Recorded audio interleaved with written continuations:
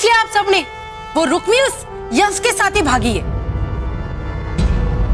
छी छी छी, इस शर्मी की हद हो गए। अरे उस यश के साथ ही भागना था तो इतना बड़ा नाटक करने की क्या जरूरत थी।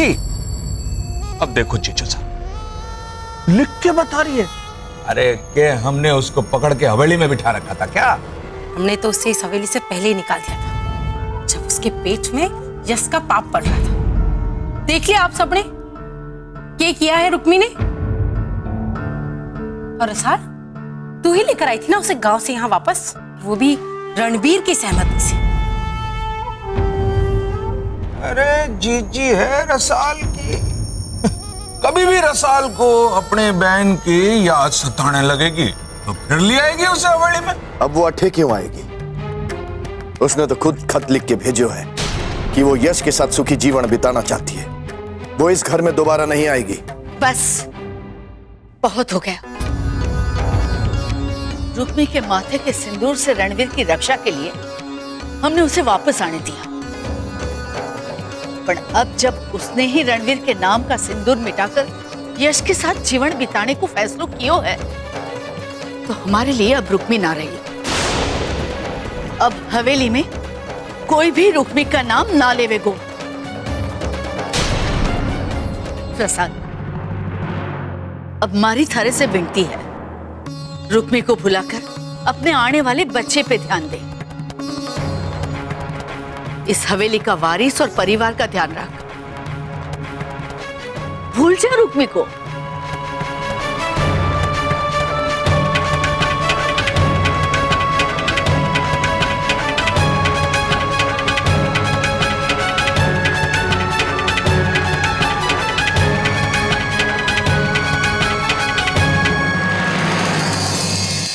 चाहे देर से ही सही, पर हमने जो सोचा वो कर ही लिया। रुक्मी हमेशा वास्ते इस हवेली से विदा हो गई। हाँ जीजी, और रणवीर और रसाल के बीच आग लगा के चली गई। आप दोनों सिर्फ एक दूसरे की तारीफ करोगे, हमारी भी कुछ करो, हमारे को भी तो सुनना है। अरे भांजे, सब थारी मेहनत और लगन से ही तो हुए है। जीजी, अब इस खुशी के लिए मेरे को इनाम दे दो, तो पचे मैं अपने भांजे के लिए दूसरी खुशखबरी सुनाऊं। दो। मामा साहब, कौन सी खुशखबरी? हमारे को भी तो सुनो। अरे भांजे, तू बहुत जल्दी पिता बनने वाला है।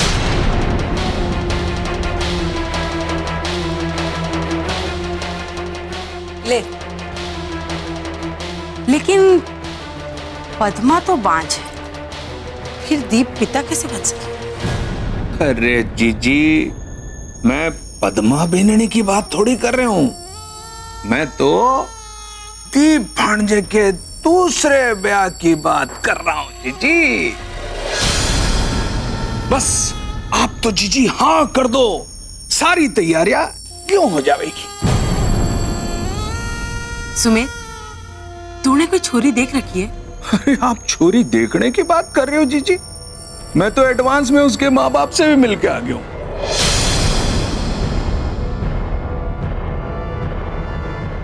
दीप, तू क्या बोले?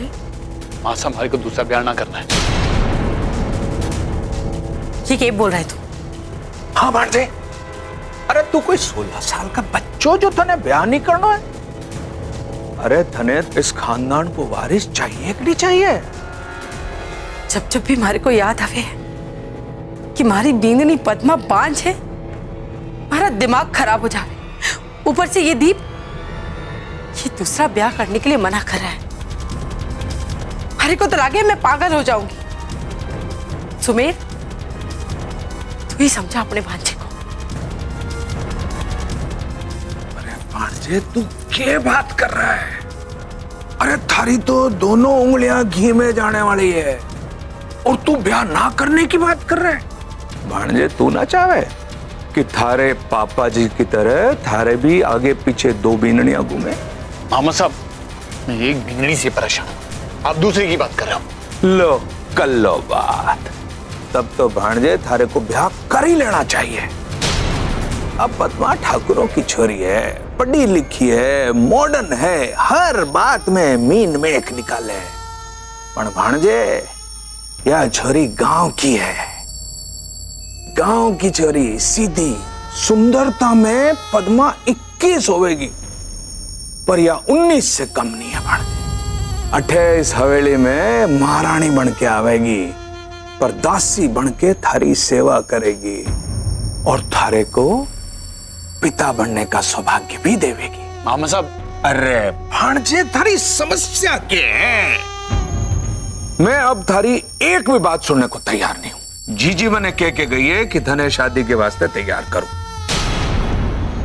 मारी बात सुन ले भांजे, तू अठे रुक्मी की कहानी खत्म कर और मैं थारे दूसरे ब्याह की कहानी लिखने की तैयारी शुरू करूं, समझो? अरे दूसरे ब्याह की भांजे।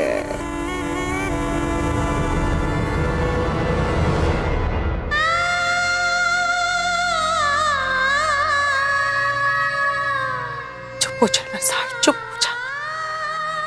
रुक्मी ये हवेली अपनी मर्जी से छोड़कर गई है और यश को अच्छी तरह से पता है कि रुक्मी कट्टे, पर क्योंकि रुक्मी ने उसे सौगंध दी है तो वो किसी भी हालत में हमें तो कभी ना बतावेगा कि रुक्मी कट्टे हैं। अजय जी, ये चिट्ठी में जो लिखी है ना, भारत दिल उसे मारने को तैयार ना। जीजी ने आशु के साथ अपना घर बसाना ही होता ना, तो वो तो बहुत पहले हवेली छोड़कर जा सकती थी। नरसाल, उस दिन भी तो रुक्मी जाने को तैयार थी, याद है जब थारे और उसके बीच बन्नासा को लेकर कहा सुनी हो गई थी? वो थारी भलाई वास्ते जा रही थी उस दिन और तूने उसे रोक लिया। हो सके कि उसने सोचे हो कि आज के बाद वो थारे और बन्नासा के बीच में कभी ना आना चाहे और इसी वास्ते वो थारे से बिना बताई हवेली छोड़कर चली गई। अरे कुछ समझ में ना आ रहा है जीजी।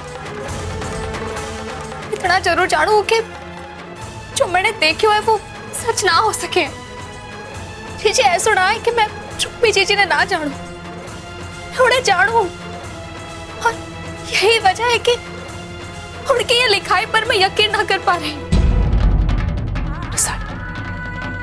कभी कभी इंसान अपने आप को आईने में देखकर भी ना पहचान पाए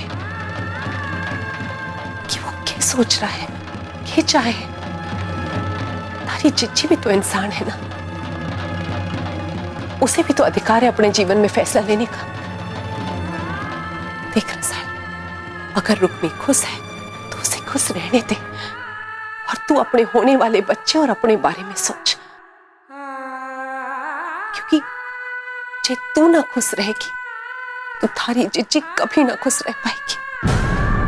तू आराम कर, मैं चलूं।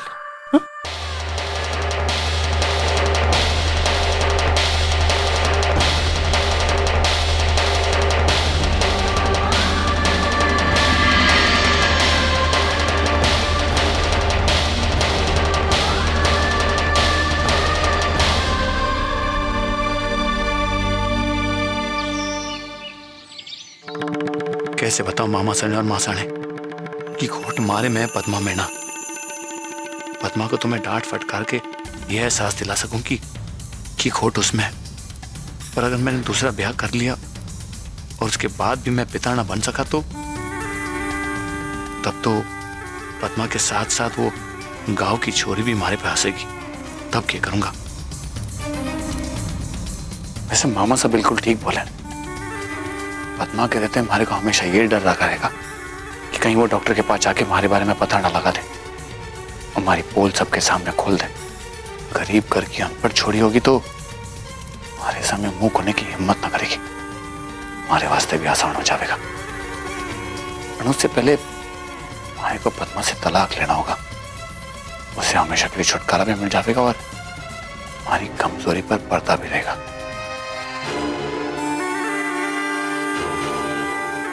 मां साहब, मैं दूसरा ब्याह करने के लिए तैयार हूं। थारे को सुमेर पर पूरा भरोसा था कि वो थारे को ब्याह के लिए जरूर मना लेगा। अब तूने ब्याह के लिए हाँ कर दिए तो मैं बता ना सकूं कि मारे को कितनी खुशी हो रही। अब थारे दूसरे ब्याह के बाद थारे को अपने पोते का मुंह देखना नसीब होगा।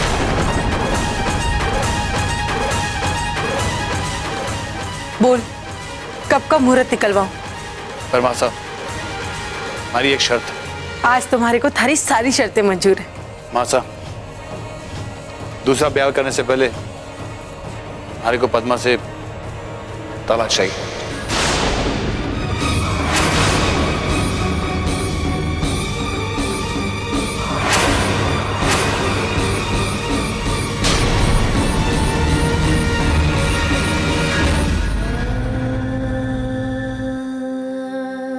हे कान्हा, हमारी बहन रसाल तक हमारा संदेश जरूर पहुंचा देना। दीप सिंह ने भले ही वो बांसुरी मिटा दियो है, पर जब रसाल वो खत पढ़े तो उसने बचपन की बात जरूर याद दिला देना। कैसे हम दोनों बहनें नींबू रस से कागज पर लिखकर एक दूसरे ने संदेश भेजा करते थे, और उस कागज पर आग की हल्की सी ताप पड़ते ही सारी लिखावट दिखाई देने लग जाती थी। कान्हा, आप ये कर सको हो, आप ये चमत्कार कर सको हो कान्हा। हमारी रसाल तक हमारा संदेश पहुंचा सको हो। हमारी मदद करो कान्हा, हमारी मदद करो।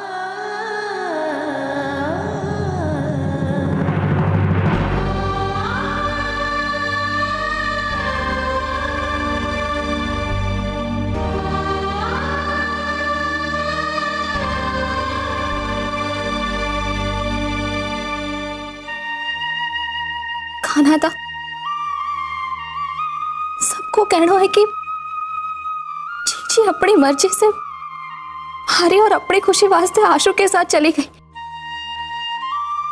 पर महाराज जी ये मारने को तैयार ना है। आप मारे को बताओ कि सच्चाई क्या है। चीची अपनी मर्जी से ना गई है, उसका सबसे बड़ा सबूत तो आप हो, क्योंकि चीची जब भी अट्ठे से गई है आपको अपने साथ लेकर गई है। उस दिन जब वो हमारे सामने अट्ठे से जाने की तैयारी कर रही थी तब भी आपको अपने साथ रखा था। कहा था जब तक आप हमारे को ना बतावेंगे कि जीजी कट्टे है, मैं आपके चरणों से ना हटूंगी, ना हटूंगी मैं।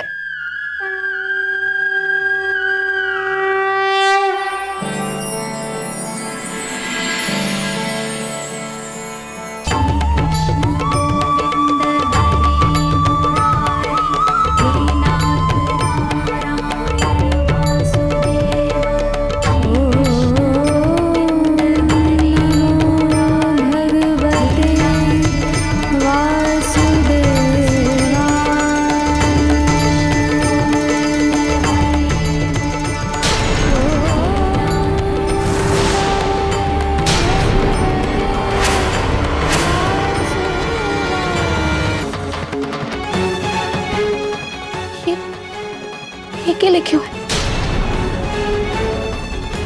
पहले तो ये चिट्ठी में ना था।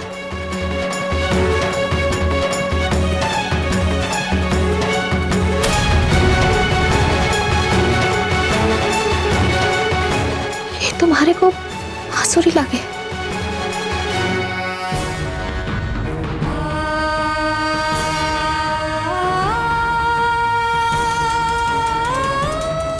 अरे जीजी, ये कैसे हुआ? चमत्कार, पहले सिर्फ बांसुरी थी, अब कान्हा जी भी आ गए। अरे पगली, ये चमत्कार ना है तो फिर? अरे नींबू के रस से कागज पे लिखने पर कागज बिल्कुल साफ दिखे हैं, पर जब कागज ने थोड़ी सी ताप दिखाओ तो लिखावट दिखे हैं।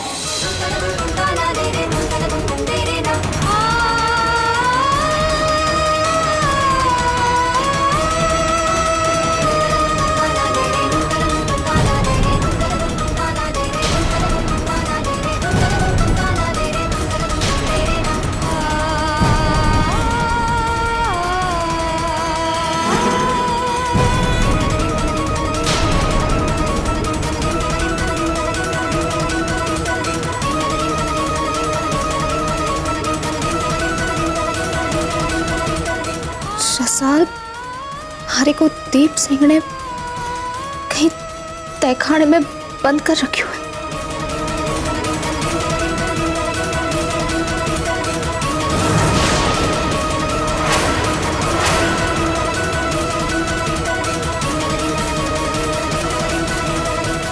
कान्हा दा, आपने हमारे को सच्चाई बताकर अपनो चमत्कार दिखा दी। मैं भी मानने को तैयार ना थी कि जीजी आशु के साथ भाग गई। कान्हा, आप ही हमारी मदद करो जीजी को खोजने में, हमारे को रास्ता दिखाओ। मैं अपनी जीजी ने बचा के दीप भाईसा की असलियत पूरे घर वालों के सामने लाकर रखूंगी।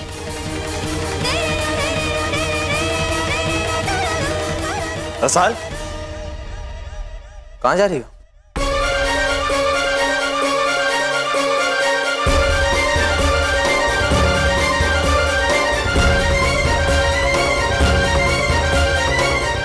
क्या हो रहा है? ठाकुर साहब, जीजी ने जो ये खत लिखे हुए वो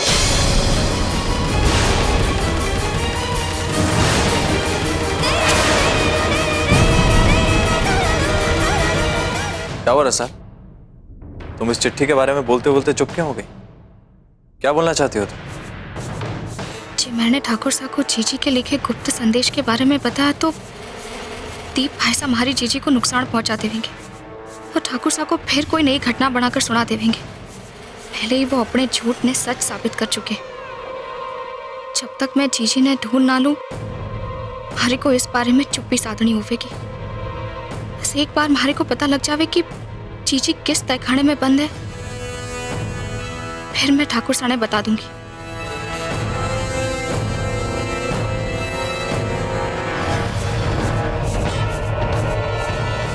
रसाल, चुप क्यों हो? बोलो ना। अब भी तुम कुछ बोलना चाहती हो क्या रुक्मी की चिट्ठी के बारे में? क्या कहना चाहती हो कि रुक्मी ने चिट्ठी में जो लिखा है वो सच नहीं है, सच कुछ और है? अब बोलो, चुप क्यों?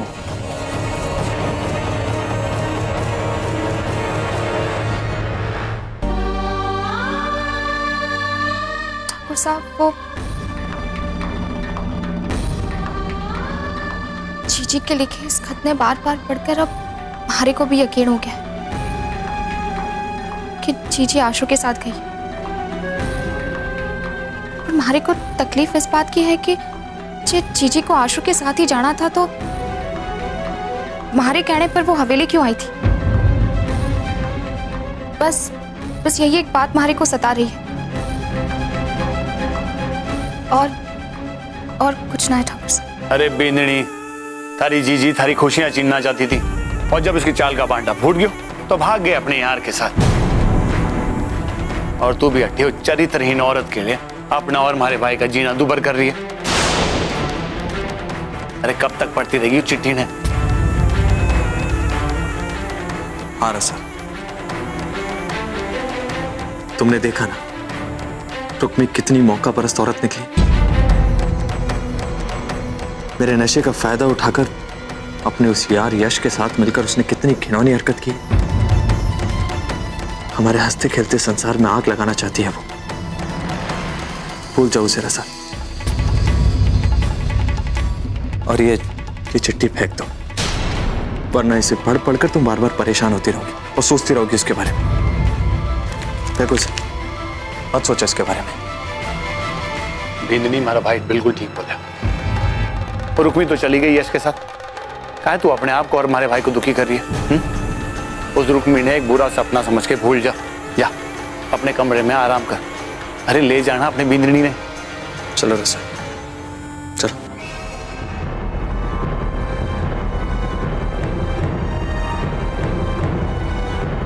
वाह, रुक्मी से लिखा है खत ने तो कमाल कर दिया। खुद उसकी लाडली बहन रसाल को यकीन हो गया कि उसकी बहन अपनी मर्जी से अपने यार के साथ भाग गई है। दीप सिंह, तूने तो एक तीर से कई निशाने भेज दिए है।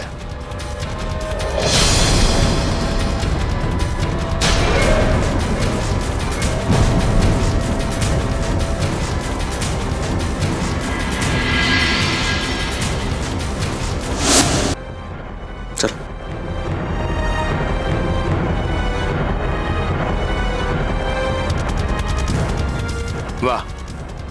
रुक्मी से लिखा है खत ने तो कमाल कर दिया।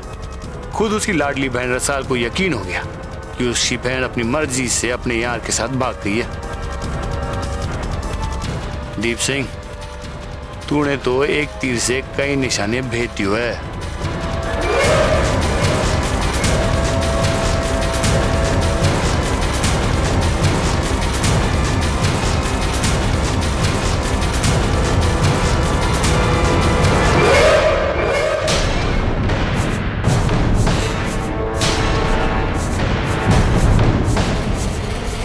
सही बोलो आप सब। कब तक मैं इस खतने देखकर दुखी होती रहूंगी? इस वास्ते इसे तो हमेशा के लिए खत्म ही कर देना चाहिए।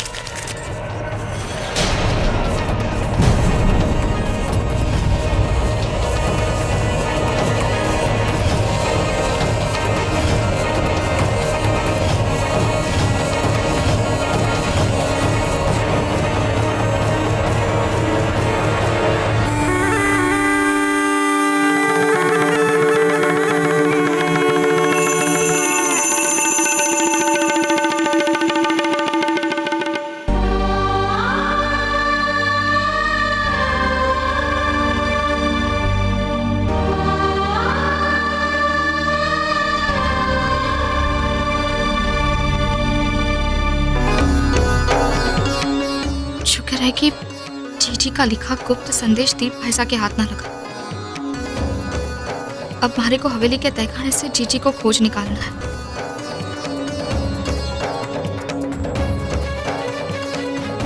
बेशक रसाल, तुमने रुक्मी की लिखी वो चिट्ठी फाड़कर फेंक दी है, लेकिन अब भी तुम अपसेट हो और मैं समझ सकता हूं। तुम्हारी जिंदगी में रुक्मी और मैं दोनों बहुत अहमियत रखते हैं और हम दोनों ने तुम्हारे दिल को ठेस पहुंचाई है।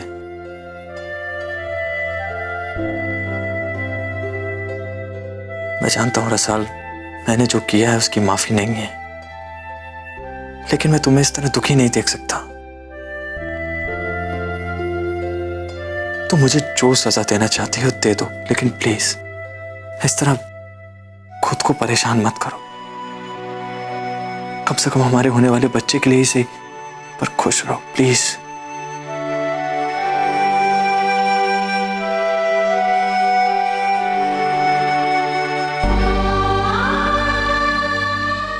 रसाल, तुम बात को समझना क्यों नहीं चाहती हो? मैं हालात का शिकार हो गया था रसाल। रुक्मी हमारी खुशियां छीन लेना चाहती है, इस बात को कब समझोगी तुम?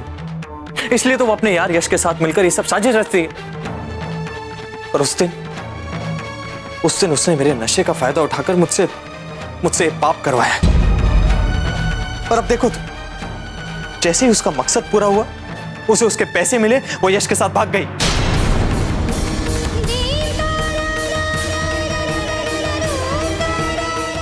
मैं मानता हूं रसाल कि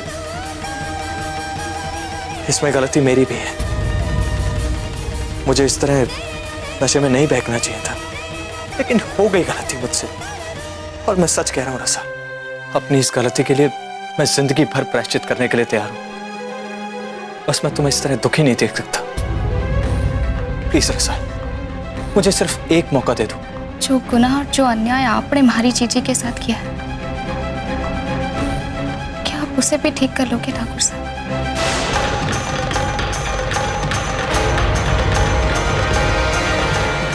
रसाल, तुम जानते हो कि सच्चाई क्या है, फिर भी अपनी जीजी की फिक्र हो रही है तुम्हें। अरे हमारी जिंदगी का तमाशा बना कर रख दिया उसने। आज तक तुम्हारी आंखों में धूल झोंकती रही है वो। अपने हाथों से खत भेजकर उसने ना सिर्फ तुम्हारा और मेरा बल्कि पूरे परिवार का मजाक उड़ाया। और फिर भी तुम कह रही हो कि तुम्हारी जीजी के साथ अन्याय हुआ है। जीजी के इस हवेली से चले जाने का ये मतलब ना है कि आपने उनके साथ अन्याय ना किया है। मैं आपको प्रायश्चित करने का एक मौका जरूर दूंगी और उसके बाद आपके किए को भी भुला दूंगी, लेकिन उस वास्ते आपको रुक्मी जीजी ने अपनी बींदड़ी होने को दर्जो देना होगा। रसाल, ये बात साबित हो चुकी है कि रुक्मी ने यश के साथ मिलकर मुझे फंसाया है ताकि तुम्हें तकलीफ हो, ताकि हमारे रिश्ते में दरार आए। इस बात को क्यों नहीं समझ रही हो तुम? बार बार मुझे ही दोषी ठहराया जा रही हो। बस बहुत हो गया रसाला। आज के बाद मैं तुम्हारे मुंह से उस चालबाज का नाम भी नहीं सुनना चाहता। ठीक है ठाकुर साहब, जी आपको यही फैसला है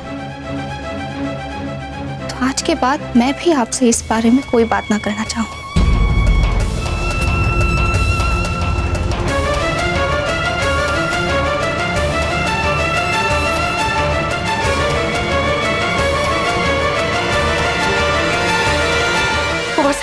कुंवर साहब, हमारे साथ ऐसी नाइंसाफी ना करो हमारे साथ ऐसा कुंवर साहब।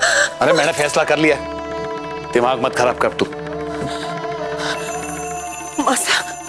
मासा आप समझाओ ना इन्हें, जे मैं इनको बाप पढ़ने का सुख ना दे पा रही तो इसमें हमारी क्या गलती है मासा?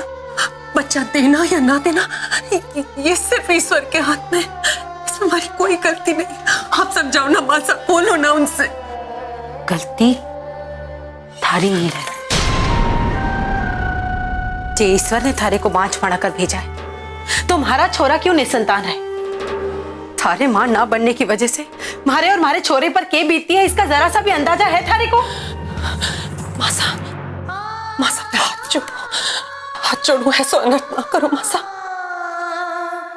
देख बिंदी, मारे को थारे से अपने लिए कोई शिकायत ना है। इतने सालों में थारे को एक बार भी ऐसा लगा कि हमारे मन में थारे लिए प्रेम ना है? लेकिन मैं क्या करूं, मैं भी एक मां हूं। अपने छोरे की खुशी और खानदान के वारिस की भी फिक्र है हमारे को। मैं ना चाहूं कि थारे बारे में सोचकर हमारा छोरा कभी बाप ही ना बने। अब तो ऐसा मत सोचना कि मैंने दीप को समझाने की कोशिश ना की, पर वो ऐसा चाहे कि दूसरे ब्याह से पहले वो थारे से छुटकारा पा ले तो मैं क्या कर सकूं? ना मासा, इतने सालों के इस रिश्ते की डोर को टूटते हुए देखकर मैं भी टूट जाऊंगी मासा। ऐसा ना करो हमारे साथ मासा। तो क्या करेगी तू? अगर साथ रहेगी तो थारा जीना मुश्किल हो जाएगा। जब तू अपनी आंखों से दीप ने उसकी दूसरी बींदनी और उसके बच्चे के साथ खुश देखेगी तब थारा जीना और भी दुश्वार हो जाएगा। भलाई इसी में है कि तू दीप से तलाक लेकर खुशी खुशी अलग हो जाए। मैं दीप के पापा सा से कहकर थारे को इतने रुपए दिलवाऊंगी कि जीवन में कभी थारे को तकलीफ ना होगी। ना मासा, मारे को पैसों की कोई लालसा ना। हाँ भाई, तू ठाकुरों की बेटी है, थारे मैके में रुपए पैसे की क्या कमी? लेकिन रुपए पैसों से गृहस्थी ना चले, खानदान को वंश बढ़ाने से गृहस्थी चले और थारे से अलग होकर ही हमारा छोरा खुश रह सके और तू भी उससे अलग होकर खुश रहना। मासा, शादी के फेरे लेते समय सिर्फ एक जीवन ना 7 जन्मों में साथ निभाने की कसम खाई थी हम दोनों। फिर कैसे अलग हो जाऊं मासा, आप ही बताओ हमारे को। और उस कसम के साथ ये भी तो कहा था कि जब भी थारे बीन पे मुसीबत आएगी तू अपने बीन वास्ते जान भी दे देगी। तो समझ ले, आज थारा वो वचन पूरा करने का समय आ गया है। तू अपने बीन से अलग होकर उसके सर से मुसीबत टाल सके। बस अब मैं थारे से कोई और बहस ना करना चाहूं। मैं अपने छोरे के फैसले के साथ हूं। पद्मा, अब तू तय कर ले कि किस दिन कोर्ट जाकर तलाक के कागज पर दस्तखत करने, क्योंकि हमारे को दीप के ब्याह की तारीख पक्की करनी है।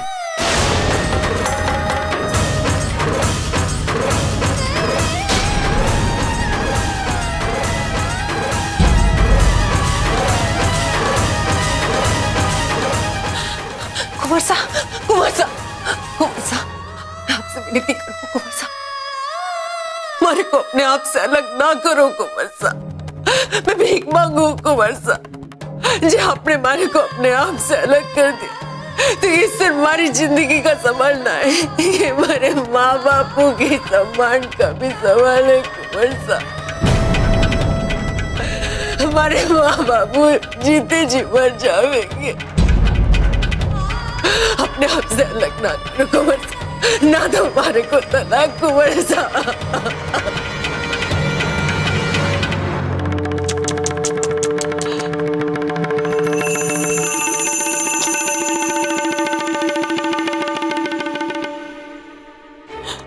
आज से तू एकदम भीगी बिल्ली बनकर हमारे सामने आंसू बहा रही।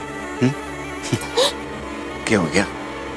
कल तक तो शेरनी बनकर हमारे सामने दहाड़ रही थी, बात बात पर पंजा मार रही थी तू। क्या हो गया थारे को? आज क्या मैंने थारे से अलग होने की बात की? थारी अकल ठिकाने आ गई? लेकिन अब कोई फायदा ना है, थारे इस तरह रोने गिड़गिड़ाने से कोई फायदा ना है, क्योंकि मैंने सोच लिया है कि मैं थारे जैसे बींदनी के साथ एक पल भी ना लेना चाहूं। इसलिए मैं अपनी पसंद की दूसरी बींदनी ले आऊंगा जो हमारे से कभी सवाल ना करेगी, और जब मैं कहूंगा उसे हुक्म मानकर पूरा कर देगी।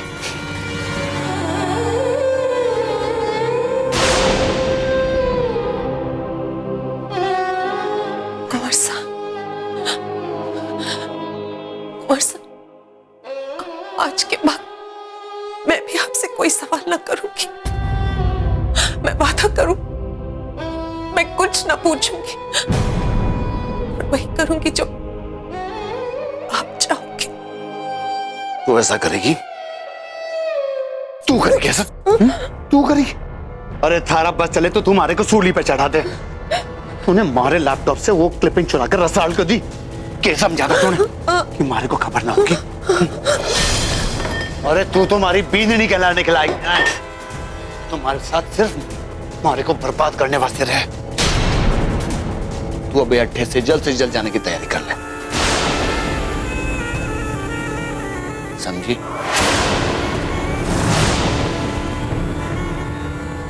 कुंवर साहब, कुंवर साहब रुक जाओ। कुंवर साहब, कुंवर साहब, कुंवर साहब हमारी बात सुनो। कुंवर साहब, कुंवर साहब।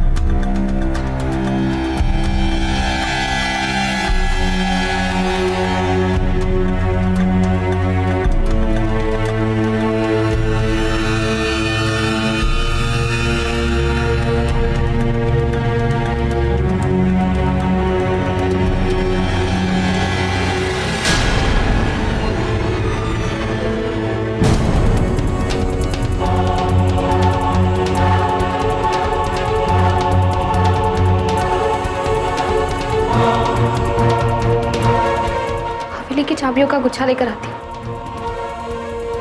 इस तहखाने की चाबी भी उसी गुच्छे में होगी।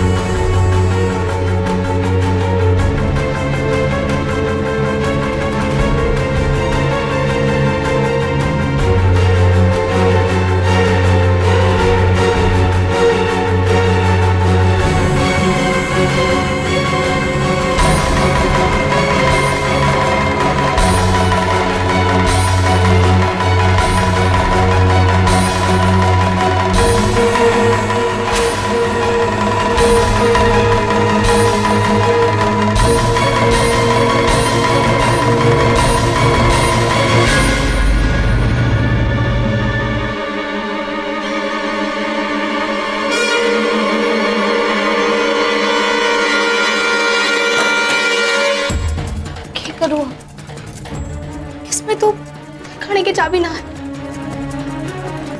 एक काम करो, बेला से जाकर पूछो, उसे जरूर पता होगा।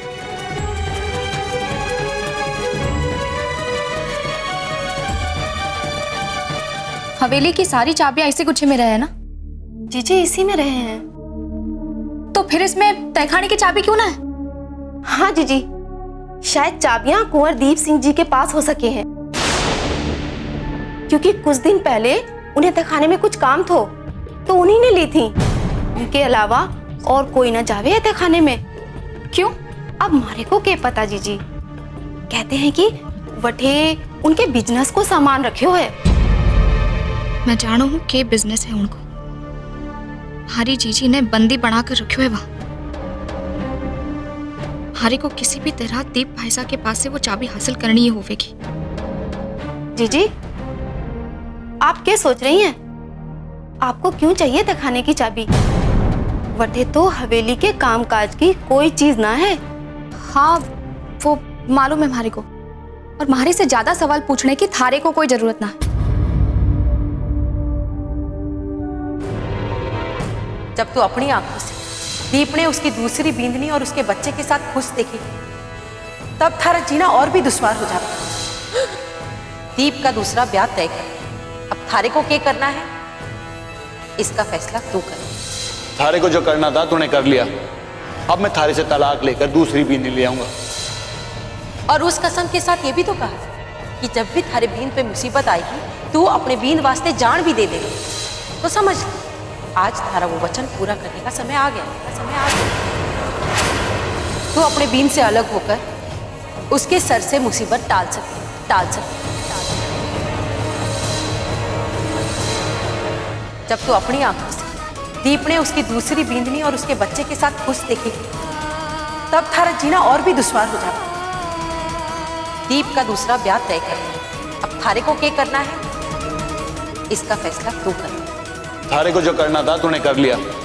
अब मैं थारे से तलाक लेकर दूसरी बीन ले आऊंगा। और उस कसम के साथ ये भी तो कहा कि जब भी थारे बीन पे मुसीबत आएगी तू अपने बीन वास्ते जान भी दे देगी। तो समझ, आज थारा वो वचन पूरा करने का समय आ गया। अब मैं थारे से तलाक लेकर दूसरी बीन ले आऊंगा।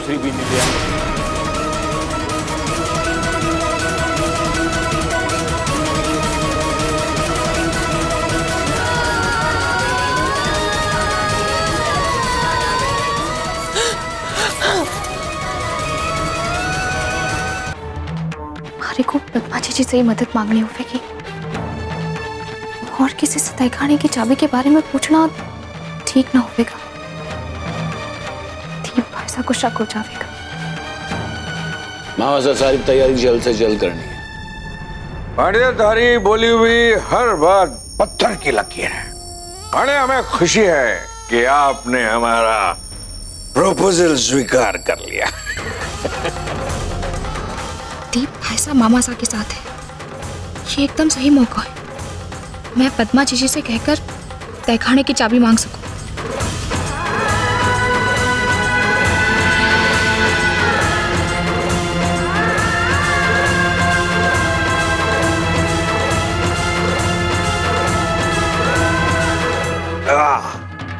और बनाता हूं भांजे।